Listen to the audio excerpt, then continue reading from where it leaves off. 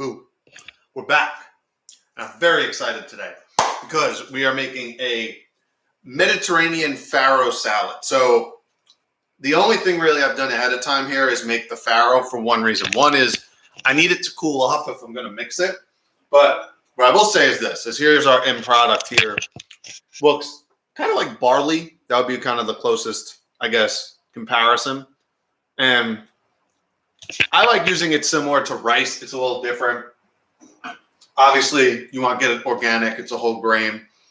But I think it makes a good base for a salad because it's a little firmer. It's a little thicker, sturdier. And I think it holds up dressings a little bit better. So that's what we're going to do today. We're actually going to put it in this big bowl. So I'm just basically letting that cool to room temperature. What you do is you basically cook it similar to rice. So what you're going to do is do 1 part farro, 2 parts water, and you're basically going to cook it down. You could add seasonings. You could do whatever you want. I did it fairly plain because we're going to add kind of all the seasonings as we go. There's one mistake I made. I'll point it out, and I'll just basically show you the substitution I'm going to do. I also, unfortunately, just checked, and I'm kind of out of basil, which is a bummer because we're supposed to use basil for the dressing. No big deal. We'll kind of just work with what we got. First thing we got to do is get our chickpeas in order. Let's get those in the oven. So our oven is preheated to 425. It was. What happened? Oh. What's going on?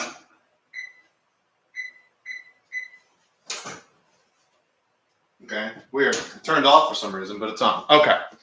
So I also added some cannellini beans. I had some extra. I figured, why not throw them in?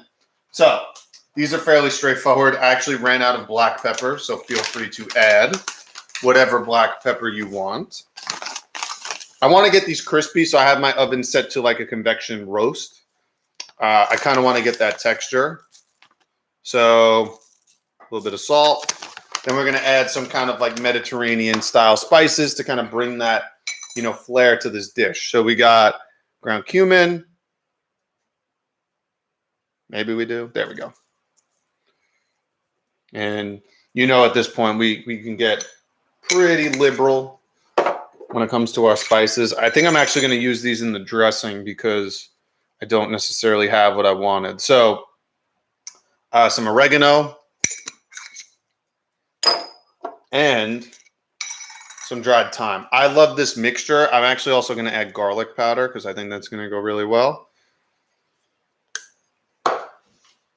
There it is. And then we're simply just going to dress these with a little bit of olive oil. I'm going to get this going. We're also going to do one thing slightly different just to get, again, a cooked texture, different textures. You know, some fresh, some raw ingredients. I always like bringing as much variety as you can with stuff like this. So a little bit of olive oil. We're going to give this a toss. Oop.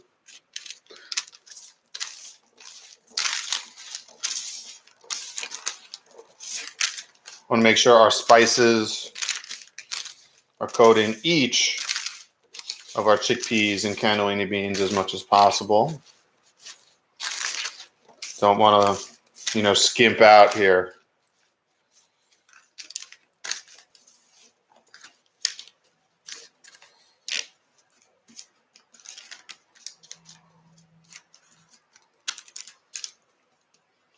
All right, so I'm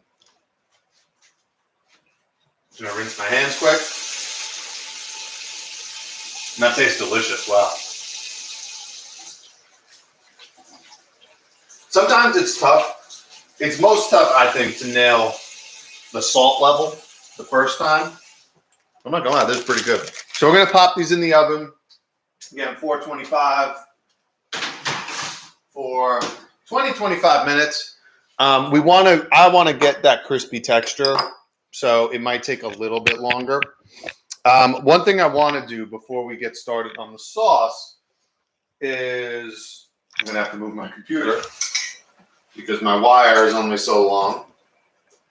So bear with me 1 second. is I'm going to saute some garlic and onion. Now, I've talked about this before. Sometimes raw garlic and onion is a little bit harsh. You can pickle it. It'll take some of that bite out.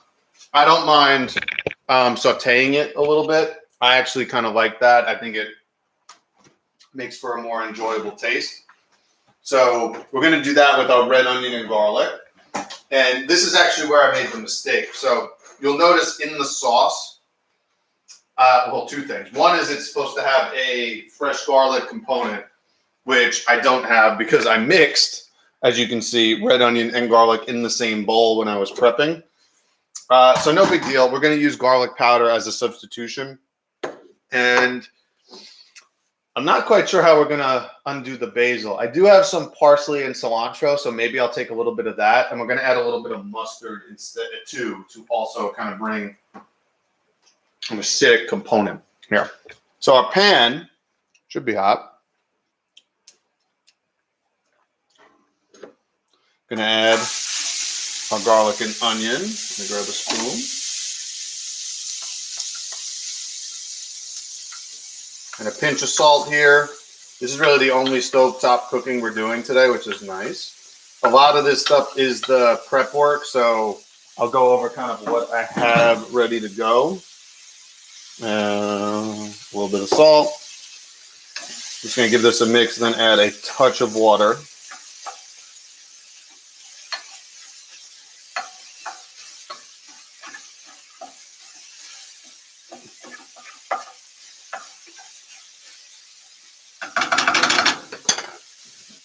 A little bit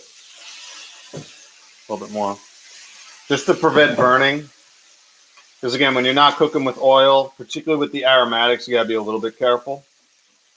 So we're gonna let that go. Now, what is going in our salad that is raw? You'll see we have some chopped tomatoes, some cherry tomatoes, some olives, which I always love adding, scallions, cucumber, and then I have some cilantro.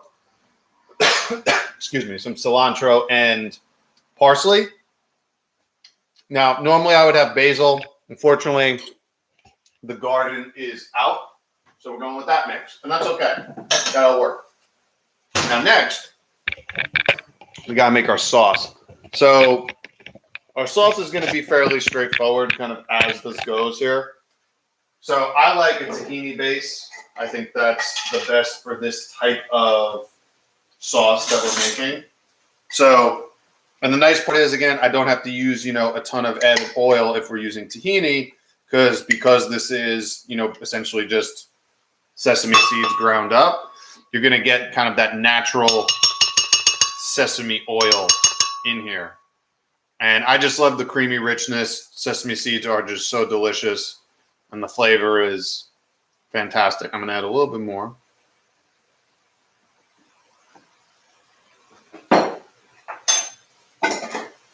Then I have about 1.5 lemons that I'm going to squeeze in. And if I get seeds in here, that's okay. This is getting blended anyway, so I'm not too worried about it. I wasn't sure if I was going to add 2 lemons. And then I saw, oh, I have 1/2 of a lemon left. So 1.5 it became.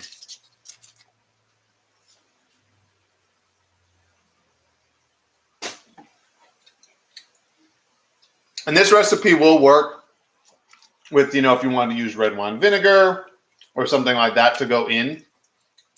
And if I need it, actually, I might use a little bit of red wine vinegar. So don't completely rule it out. But,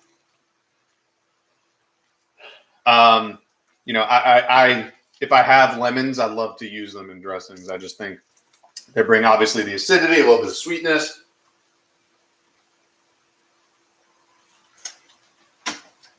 And citrus in general just goes to a place that vinegars, they tend to have like a slightly, well, depending on the citrus, a little bit of a sweet component that you just don't get with vinegars. And I think that helps from some component because, you don't have to necessarily add, say, like a sweetener. And that's where, or as much of a sweetener. And depending on how this tastes, maybe I'll throw a date in here. I don't know. I have dates, which honestly, I feel like I run out of a lot, which is why I don't use them a ton. I tend to use maple syrup a little bit more. But I need to step up on my date game and have them around more often.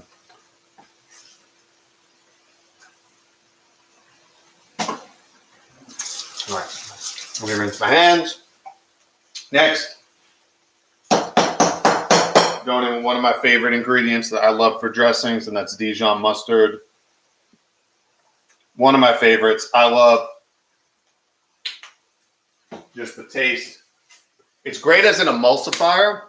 So if you don't want to add like a ton of oil and you want to make something creamy, that's going to do it. I'm going to add some garlic powder, like I said, because I don't have any garlic cloves, because I minced my garlic and then added it to the onion and then realized I had to separate it. So a slight faux pas on my end. Now I'm going to add a little bit of this cilantro and parsley mix to bring some of that kind of herbaceousness to the actual dressing itself. Well, I'll add a couple stems here, and then we'll save the rest for the actual salad. And then I'm going to add a little bit of water to kind of thin this all out. So I'll start with that, and I'll probably add more. Let's see where we're at here. Oh, and I didn't add salt. I need salt. Knew I was forgetting something. And you know what else I'm going to add? I'm going to add a little bit of oregano just to bring a different taste. A little bit of salt. I can always add more. Touch of oregano. I'm going to add a touch more water too. Don't want to make it too thin, and the herbs are going to kind of thin it out a little bit too, but we'll let this go here.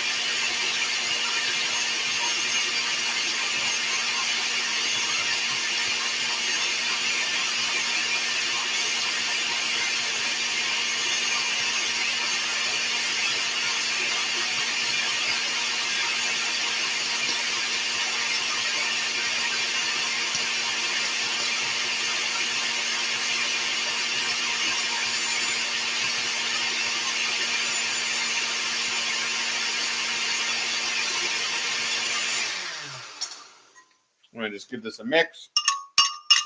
Push down those herbs that didn't get caught in. Oh, it's pretty good. It does need a little salt. And I think I'm going to actually add that date. Make it a little bit sweeter.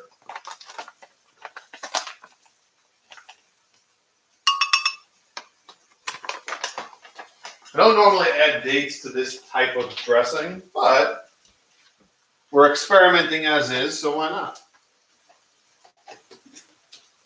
So let's add one in. Let's give this one more whirl here.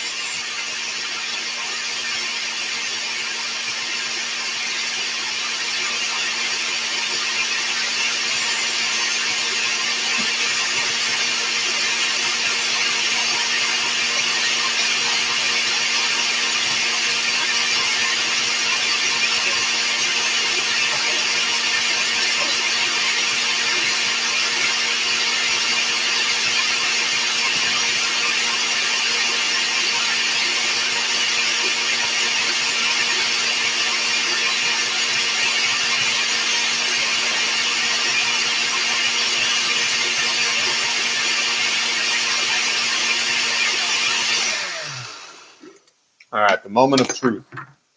Oh, let me, so garlic and onion is good to go. Make sure there's no pieces of date lying around here. Wow, that's pretty good. Okay, we have a dressing. So this is ready to go. And now, how long has it been? So what we can do very quickly is we're going to go this way so I don't tangle my wires. Let's grab our chickpeas and give them a stir. Actually, let's check in on them first. We just pop in. Okay, yeah. They could use a stir. So I'm going to pull them out here. It's been about 10 minutes, give or take.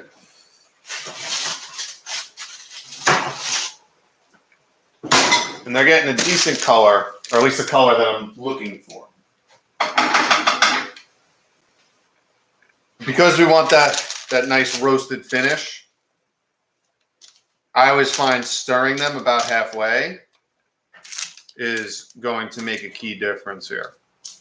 And then it'll also give us some time to get some cleaning done, talk about what's going on this week, all the fun stuff.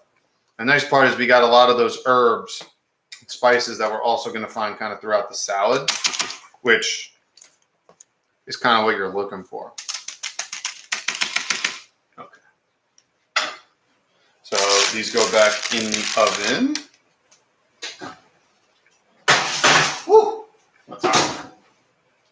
So, with that going on, let's talk about what's going on this week. So, this week, we decided we've been talking about some heavier things on the art of eating, which is very exciting. We went deep into the pesticide space. We finished up our 3-part series on that. I have no doubt we're going to come back to it again at some point in the future. So I would really recommend, checking that out from time to time because it's really important. I think those environmental toxins are something that, they're just going to be around in our modern society, and we have to make sure that we're limiting our exposure to those as much as we can, as often as we can, just kind of throughout our daily lives. So we go over that. Now, this week was a little bit lighter because what we did this week was we went over all of our new kind of favorite products that we use on in our lives. Now, what was nice was I was able to talk about a few that I've been using more recently. One of which is really important, especially now we're getting into the fall and winter. And I think today's officially the first day of fall, if I have that right. So, is the Air Doctor. Now, it's an HEPA filter. It's an air ionizer. It's, in my opinion, the best air filter, or at least one of the best air filters on the market. It really helps, kind of siphon out those indoor toxins that might be in the air. And this is, really an issue, particularly in colder climates where you might not necessarily, have access or, leave your windows open or get a lot of fresh air, in your house, kind of as the weather turns, so it gets colder.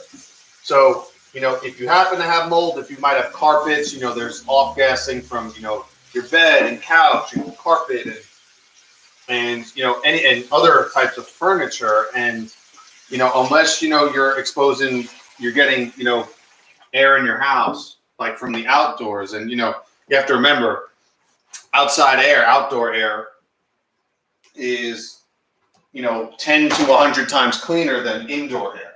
And we tend to forget that. So getting some sort of, water or air, in fresh air in your environment would be key. That's obviously optimal, but in rooms, say like where you sleep and it's really cold, where you spend a lot of time, getting something like an Air Doctor would be really useful, particularly when you're talking about, dealing with molds and volatile organic compounds, stuff like that. And it's something that we use. So we have one. We actually have two now. And they make a big difference. So I didn't mention this in the podcast, but I'll mention it here. Is I have a discount code for Air Doctor. You would get $300 off if you use it. You can find it on my Instagram. You can also find it on my website. And that would be, where I would recommend looking if that's something you're looking to get. Air Doctor is, I think, one of the best out there. It's the best one that I've found. And you'll see a lot of doctors in this space use it. What I would recommend, though, is if you do choose to use it, is don't buy it at full price. A lot of people have codes for it. I do too. And, I think it's something that's very worth, the investment if you have it. The other thing that I talked about is something that I've been getting into more, and I think is going to be the next kind of big series that Dr. Callie and I talk about, and that's mushrooms. And again, I've gotten in touch with a company that I think makes really good extracts. It's called Life Cycle, Life, L-I-F-E, but cycle spelled different. It's C-Y-K-E-L, Cycle, C-Y-K-E-L. And they have extracts for reishi mushroom, lion's mane, chaga, shiitake. What am I missing? Cordyceps. I think I'm missing one. I think they have 6. Either way, it'll come to me.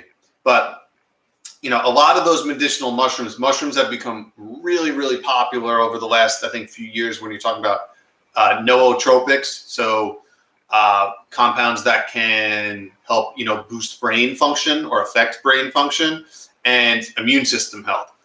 All of these mushrooms are huge, huge, huge. Oh, reishi, that was the last one. Are huge, immune system boosters. And, like anything, if you're going to get an extract, if you're going to get a supplement, you have to be really sure, really cognizant of where you get it from, the quality. And, this company's out of Australia.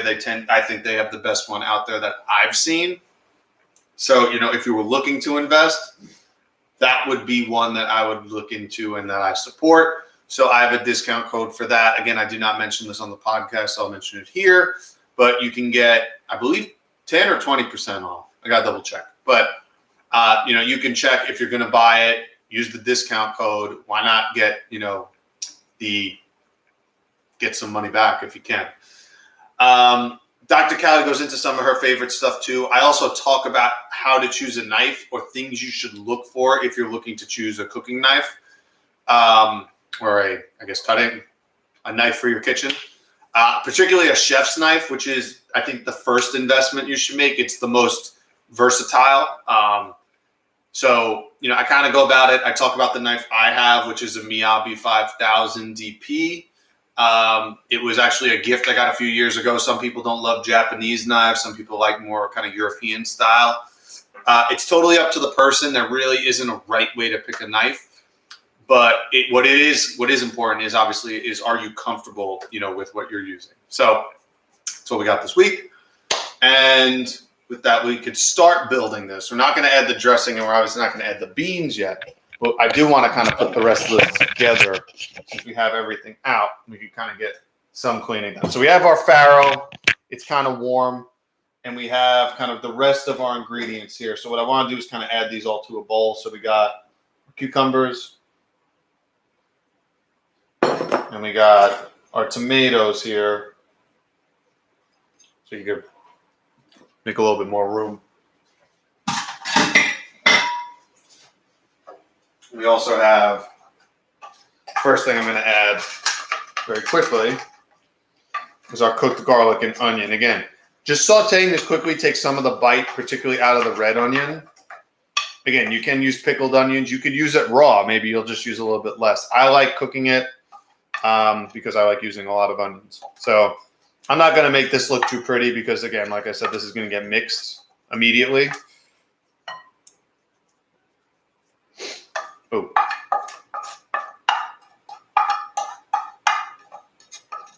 Just want to make sure I'm getting everything I can out of here.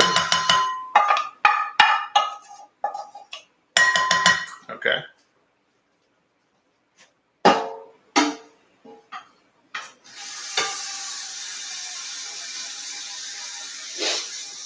And just really quick, I'm going to check on our beans here. Oh, good, and they're getting there. So I think a couple more minutes.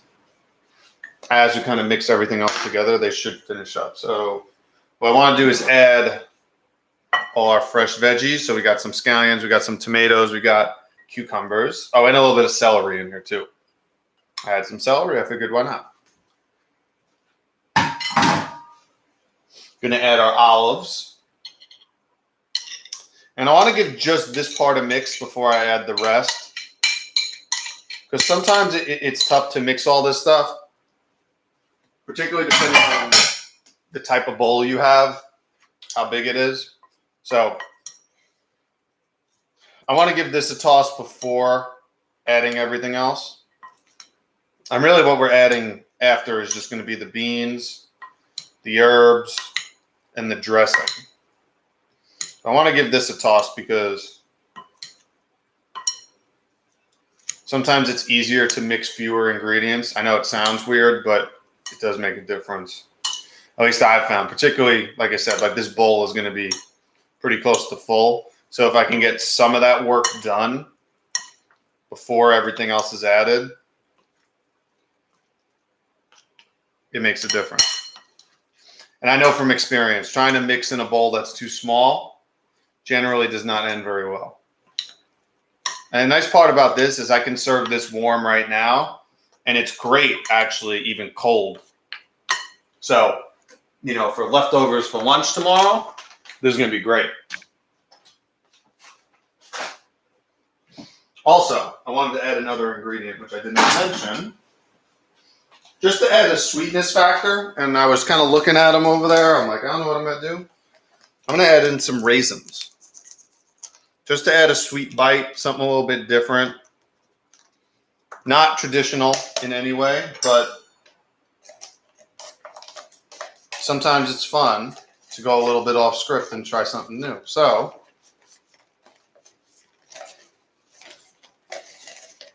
why not add the rest? Why not? We'll get crazy today. So I'm going to mix these in quickly. Then we'll mix in the dressing and the parsley, and then we'll grab the beans because I think they need a couple more minutes.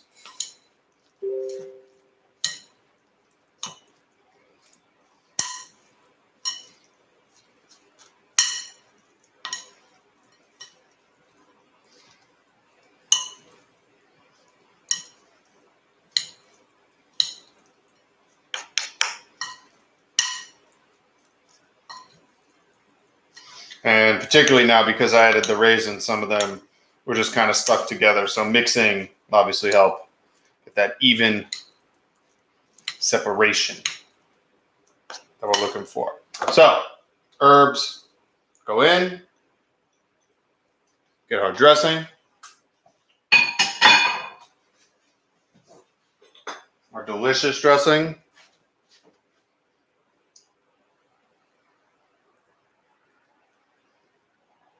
Now, I'm not gonna lie, I don't even miss the fact that there's no basil. I think that parsley, that mustard, that cilantro, I think makes a really nice balance for this that can definitely work. So, oh man, that's freaking good. And again, one of, I think, the best parts of doing these live classes is the fact that we can, as I always mention, you know, go a little bit off script if we have to, because this is going to happen in real life. You're going to run out of an ingredient. You know, you're going to forget something at the store, and, you know, you don't want to make something completely different, but you want to be resourceful. And it comes with experience. It comes with time. It comes with understanding flavors to a large degree. But, you know, you can do it. And it just, like most things in life, it just comes with repetition, in my experience. Whew, that's hot. So I'm going to shut the oven off. And then very straightforward, we're just going to add these in, and we're going to give this a final mix. One thing I don't love is actually using dish rags, believe it or not, as something to hold hot things with. I would much prefer a glove.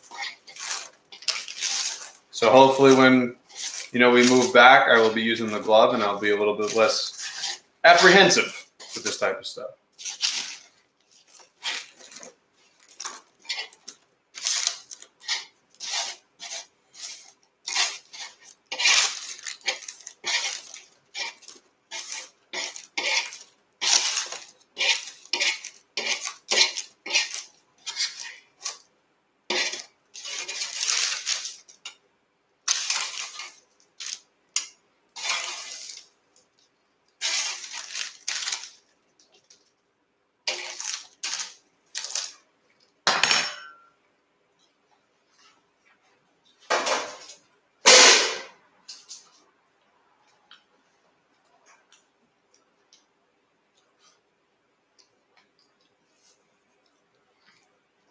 All right, so one final big mix. And we want to be as thorough as we possibly can here, because we want each bite to have as much variety, as much nutrition, as much color, as much taste as you possibly can, because why should we deny ourselves something that is this delicious at the end of the day? And I'm dead serious about that. I made a similar thing, different flavor profile, but a similar concept with couscous a few weeks ago. And it should be coming out soon. It wasn't this kind of Mediterranean style. It was more Middle Eastern inspired than this. But I love stuff like this because it all comes together on one plate in one dish. And I think something like this for leftovers is just a home run.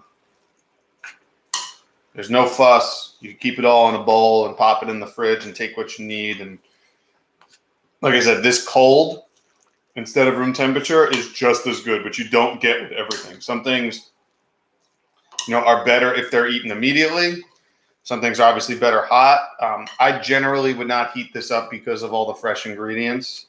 I don't want to heat up, cucumbers or the fresh herbs, to be perfectly honest. But it does go together, I think, like this. So let me move this. Ooh, that's heavy. Let me get a plate. And rinse my hands very quickly.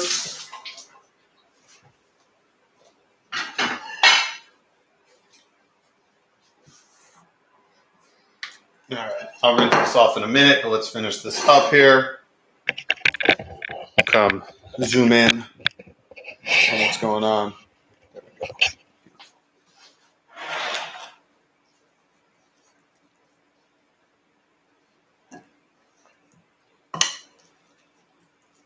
And you could obviously use a bigger spoon. And you know what? I'm going to get a real spoon. I don't know what I'm doing here. Just making this more difficult.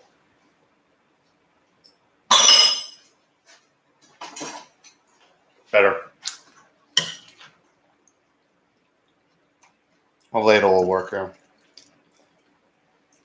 And what I want to do, since I did not have enough basil to put in the sauce, what I can do is come with a nice garnish. 1 second.